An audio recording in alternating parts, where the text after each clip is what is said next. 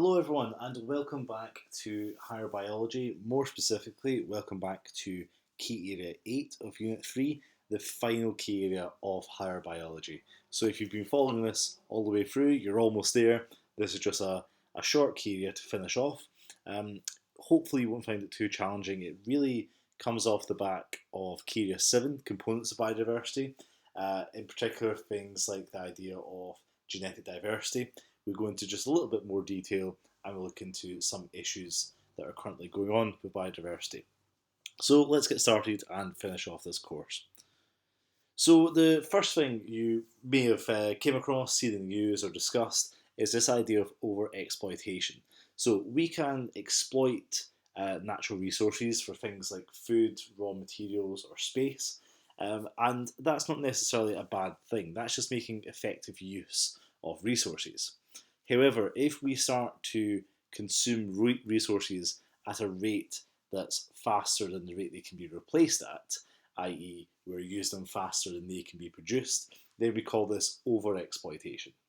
So in terms of overexploitation, this greatly reduces the numbers in a population because the classic example that you can see in the picture here of fish being overexploited, so we are catching and killing and eating far more fish than have the time to reproduce. So that's making a huge impact on species numbers, but consequently by reducing the size of that population, we're then reducing the genetic diversity of that population. So again, kind of touching on to what we talked about in terms of genetic diversity in Key Area 7.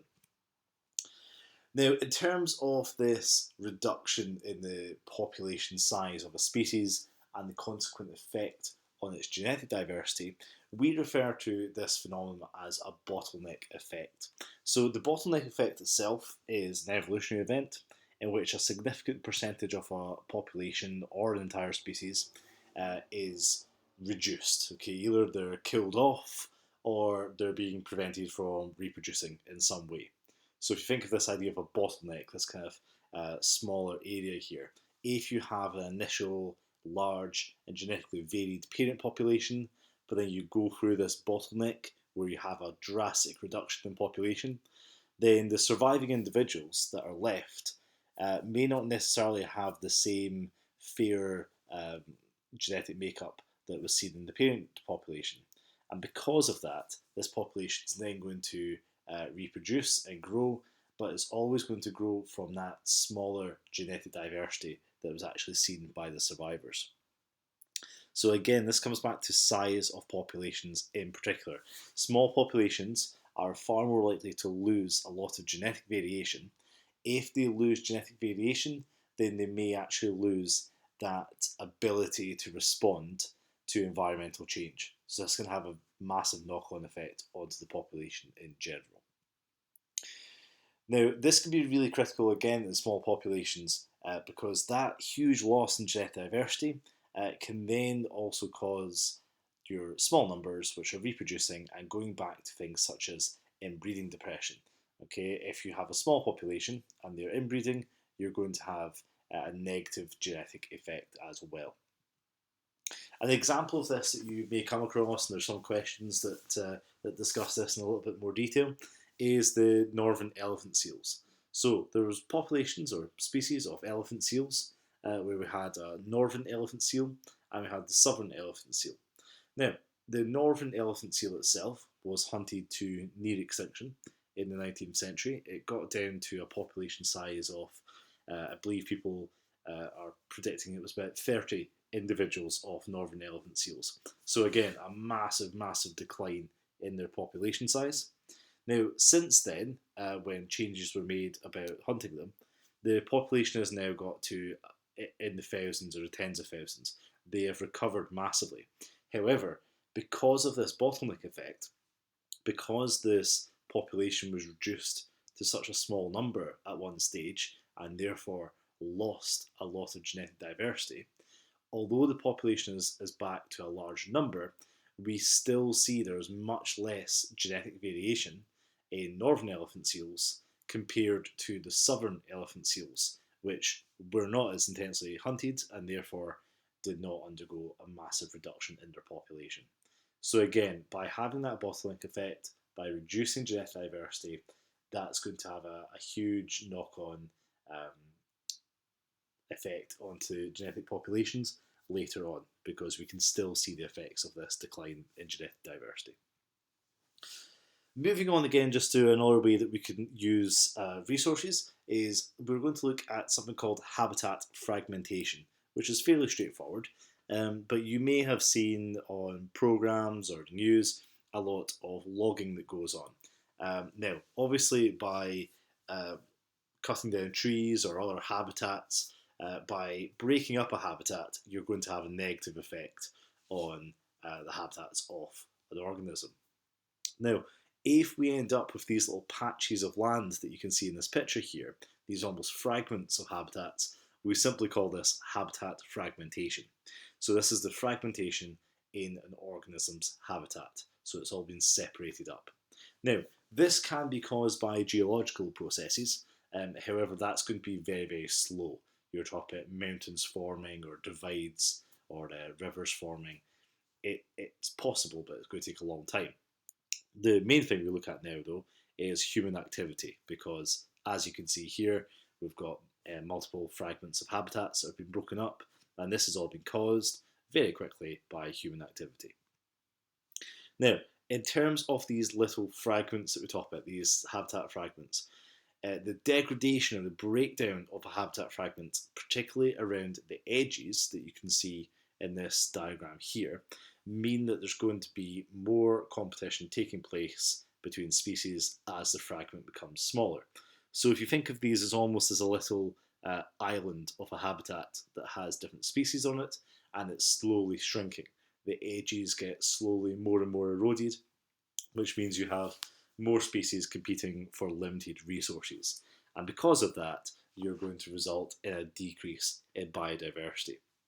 Now, one of the things that you look at here, though, and the main thing you need to take from this, is how can we try and improve this? Because we have all these little isolated habitat fragments, and particularly the more isolated, so the further they are away from other fragments, and the smaller they are, the lower the species diversity is going to be in these areas.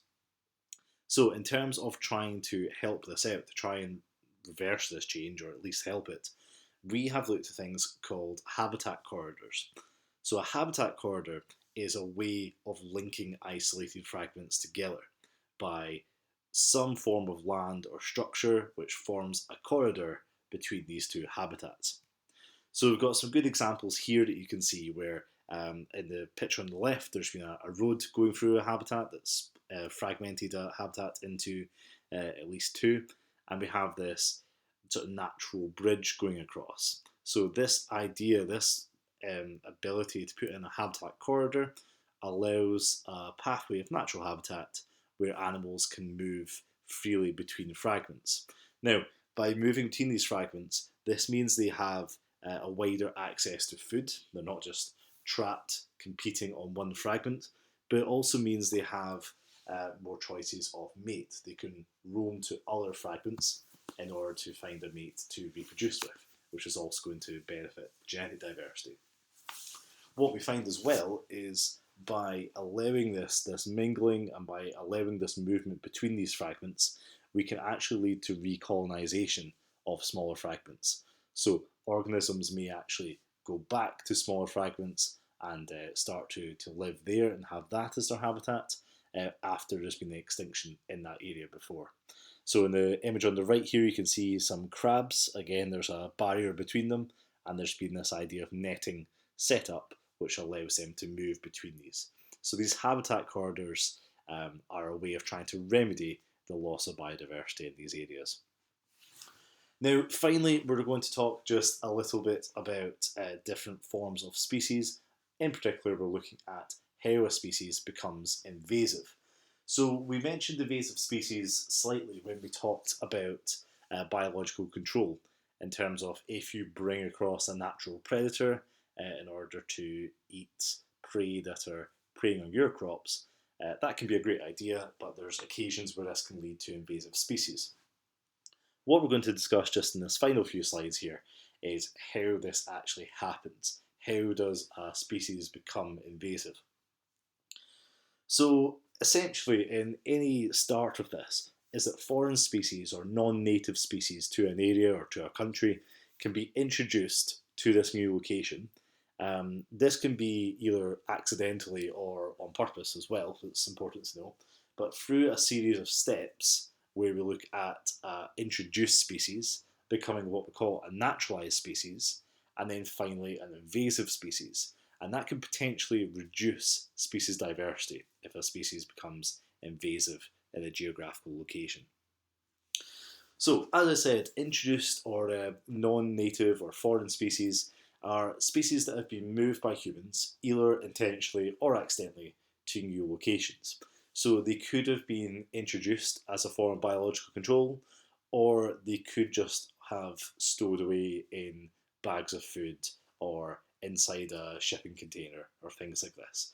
Okay, it's not necessarily just on purpose, but a species that's not native to a geographical area, when it becomes introduced to that area, we simply call it an introduced species.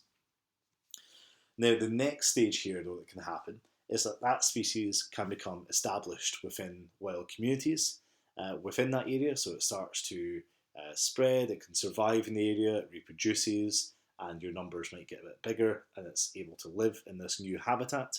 So at this point, we would call it a naturalised species. It's no longer just been introduced, it is living there, it's naturalised. The big difference, though, is when a naturalised species starts to both spread rapidly and when it starts to eliminate native species. This is when a species becomes invasive, and this is where it can be a real issue here because it can reduce species diversity. So in terms of some examples that we've looked at before, we've got the cane toad here, which was introduced into Australia as a form of biological control.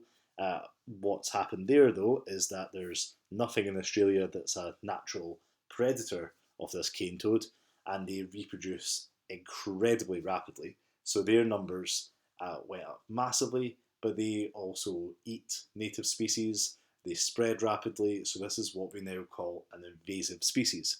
In the same way, we have the grey squirrel, which is originally from North America. In Scotland and areas of England, we have red squirrels, which are our natural or native type of squirrel. But the grey squirrel has had a negative impact on the red squirrel, and the grey squirrel has been spreading rapidly. So again, it fits the bill of being an invasive species. So we talked a little bit there about how the cane toad is successful, but this is the same for most invasive species. For an invasive species to be successful by being introduced to this new geographical location, they are often successful because there might be a lack of their natural predators.